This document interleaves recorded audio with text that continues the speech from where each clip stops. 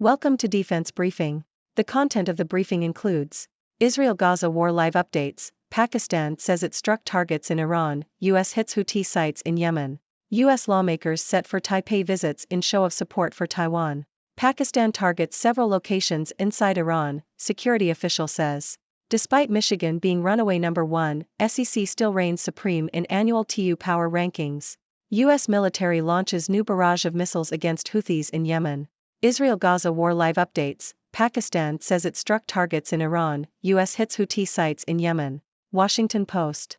Pakistan has carried out strikes on targets inside Iran, according to the country's foreign ministry. The strikes targeted terrorist hideouts in Iran's Baluchistan region and came 2 days after Iran struck targets inside Pakistan. In a separate incident, the U.S. Navy launched a new wave of strikes against Houthi militants in Yemen. U.S. lawmakers set for Taipei visits in show of support for Taiwan. Financial Times. Several prominent U.S. lawmakers, including Ami Bera, Andy Barr, Mario Diaz-Balart and Mike Gallagher, will travel to Taipei in the coming weeks to show their support for Lai Ching-te, who will be inaugurated as Taiwan's new president in May. The visits are likely to anger China, which opposes any form of official interaction between the U.S. and Taiwan. China has repeatedly criticized visits to the island by American political figures, arguing that they dilute the U.S. One China policy. Pakistan targets several locations inside Iran, security official says. CNN. Pakistan has launched 7 missiles at Iran, killing 7 people in the process. The two countries have long fought militants in the region along their 900 kilometers border. However, this latest incident marks a significant escalation in tensions between them. It follows Iran's missile and drone strikes on 2 strongholds of the Sunni militant group Jaish al-Adl in Pakistan. Despite Michigan being runaway number 1, SEC still reigns supreme in annual TU power rankings. Yahoo! According to the 33rd Annual Times Union College Football Power Rankings, the Southeastern Conference, SEC, remains the best conference in college football. The SEC has held this position for 15 out of the past 17 years due to its overall depth and the strength of its teams. The SEC had 4 teams in the top 10 of the final Associated Press poll and 6 in the top 25, while the Big Ten came in second with an average score of plus 1.14. The Pac-12 finished third with a minus 8.33 average ranking. The SEC's margin of victory was similar to last year when it outpointed the Pac-12. In terms of individual team rankings, the Michigan Wolverines were ranked first, becoming the first team from outside the SEC to hold this position since 2018. Michigan had a perfect 15-0 season and finished atop the TU rankings with a plus 146 ranking. They were followed by Washington, plus 129, Georgia, plus 106, Alabama, plus 105, and Texas, plus 102. Michigan was the only team to post 5 wins over opponents ranked in the final AP poll.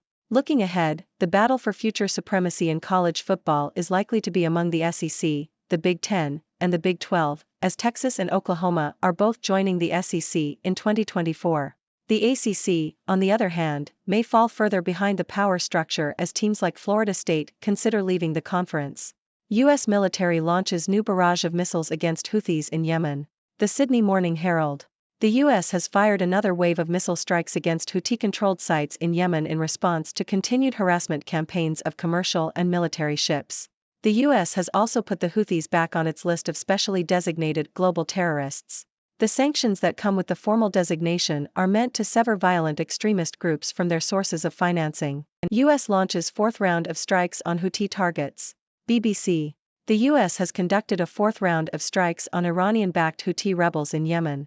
The strikes targeted 14 Houthi missiles that were believed to be intended for attacks on shipping in the Red Sea. The U.S. designated the Houthis as global terrorists in response to their ongoing attacks on commercial shipping in the region. The strikes came after the Houthis attacked a U.S. vessel for the 2nd time in a week using a one-way drone. The U.S. said the strikes were preemptive and destroyed weapons that were due to be fired imminently by the militants. Flaw man sentenced to 5 years after attacking 6 officers on January 6. Washington Post. Kenneth J. Bonowitz, a member of the Proud Boys far-right group, has been sentenced to 5 years in prison for assaulting 6 police officers during the January 6 riot at the U.S. Capitol. Bonowitz launched himself through the air and slammed his forearms into the throats of 2 police officers, causing one to retire in permanent pain. He then fought with more officers before being hit with chemical spray and retreating. Prosecutors called him one of the most violent January 6 rioters and said his attacks were barbaric and left his victims with lasting physical, emotional, and psychological injuries. 2 officers assaulted by Bonowitz said his actions changed their lives. One officer suffered injuries that forced him to retire last month. Bonowitz was sentenced to 5 years in prison, above the average sentence of slightly less than 4 years for assaulting police on January 6. Washington is exaggerating China's military budgets. Foreign policy. The U.S. Congress has reached a tentative agreement to appropriate $886 billion for the Defense Department and related work on nuclear weapons at the Energy Department. The main justification for this spending is China, which the Pentagon refers to as the pacing threat driving U.S. strategy. However, there is evidence to suggest that China's military capabilities are being overstated while the value of dialogue and diplomacy is being underplayed. Assessing China's military threat is challenging due to a lack of transparency and difficulties in predicting technological development. While Chinese military spending has increased over the past 2 decades, the U.S. still outspends China by a 3-to-1 margin. Critics argue that the standard approach underestimates China's military investments due to official Chinese reporting omitting key military-related activities and cheaper costs for key inputs.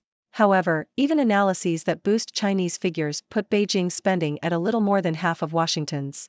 Spending alone is not a good measure of relative military capabilities. The U.S. outpaces China in traditional military platforms, but uncertainty about the U.S. Navy's shipbuilding plans and Chinese progress in anti-access area denial systems could erode U.S. advantages over time. The ability of either side to rapidly develop and deploy next-generation systems is also uncertain. A war between the U.S. and China over Taiwan would be a disaster with catastrophic consequences. Rather than focusing on military scenarios and arms buildups, it is crucial to prioritize cooperation, communication, and diplomacy with China to prevent conflict and curb Beijing's aggressive instincts. The Pentagon should consider rebalancing U.S. security policies towards China and engage in a comprehensive assessment of how to build a more constructive relationship. Benini scores 32, Navy defeats Lehigh 71-69. Associated Press. Navy defeated Lehigh 71-69 thanks to a 32-point performance by Austin Benini, who made 2 free throws with 2 seconds left in the game. Benini shot 11 for 18 from the field and 8 of 10 from the free throw line. Mike Woods added 16 points for Navy, while Dominic Parolan scored 20 points for Lehigh. Colgate earned 64-56 win against Army. Associated Press. Colgate defeated Army with a score of 64-56 in a Patriot League game. Braden Smith led the Raiders with 22 points, while Josh Scovens led the Black Knights with 14 points. Ladies and gentlemen, it's your favorite observer from the 6 Degrees world, Dr. Six. I hope you're all doing well and ready for a dose of news analysis with a side of humor. Let's dive right in, shall we? In international news, tensions between Pakistan and Iran are on the rise as both countries exchange missile strikes. It seems like they're playing a dangerous game of tit for tat. Maybe they should just settle it with a game of rock paper scissors? Just a thought. Meanwhile, the US is not one to be left out of the missile party, as they launch strikes against Houthi militants in Yemen. It's like a never-ending fireworks show, except with way more explosions and way less fun. Speaking of the US, some lawmakers are planning a trip to Taiwan to show their support for the new president. This is sure to ruffle China's feathers, who's not a fan of any US-Taiwan interactions. It's like that one friend who gets jealous when you hang out with someone else. But hey, who needs friends when you have politicians, right? Now, let's talk college football. The SEC, once again, reigns supreme in the annual power rankings. It's like they have a secret formula for success. Maybe it's all the grits and sweet tea? Whatever it is, other conferences better step up their game, or they'll be left in the dust. On an individual team level, the Michigan Wolverines take the top spot, dethroning the SEC for the first time in years. Looks like the Wolverines are roaring back to life. In other news, a Proud Boys member has been sentenced to prison for assaulting police officers during the January 6 Capitol riot. Talk about bad behavior. Maybe he should have tried a different approach, like offering them a donut or a cup of coffee instead. It's all about peaceful negotiations, folks. Moving on to China's military budgets, it seems like Washington might be exaggerating a bit. But hey, who doesn't love a good exaggeration? It's like when you tell your friends you caught a fish this big and it was really just a minnow. Maybe it's time for some more dialogue and diplomacy, and less finger-pointing and missile launching. Just a thought. And finally, let's wrap it up with some sports news. Navy defeated Lehigh in a close game, thanks to Austin Benini's impressive 32-point performance. I guess you could say he benignly took over the game. And Colgate earned a win against Army in a Patriot League matchup. I guess you could say they brushed off the competition. Well, folks, that's all the news for today. Remember, it's important to stay informed, but it's even more important to keep a sense of humor. So, what are your thoughts on these stories? I'm all ears. Thank you for tuning in. The content above showcases the latest briefing reports and analytical synopses, thoughtfully curated by the 6Do team. These insights stem from a wide array of reputable media outlets, think tanks, government sources, and specialized experts worldwide. We encourage you to explore these sources for a comprehensive perspective. Keep in mind that while the content may not always align with the official standpoint of 6Do Brief, it's not meant to be taken as absolute directives for decision-making. Comprising seasoned media professionals, learned scholars, and accomplished scientists, the 6Do team embodies a trailblazing, fully independent media entity. To customize 6Do Brief to meet your professional needs, you have the option to subscribe to a diverse array of briefings on our website, 6dobrief.com. Regardless of your location, you can conveniently receive 6Do Brief via email.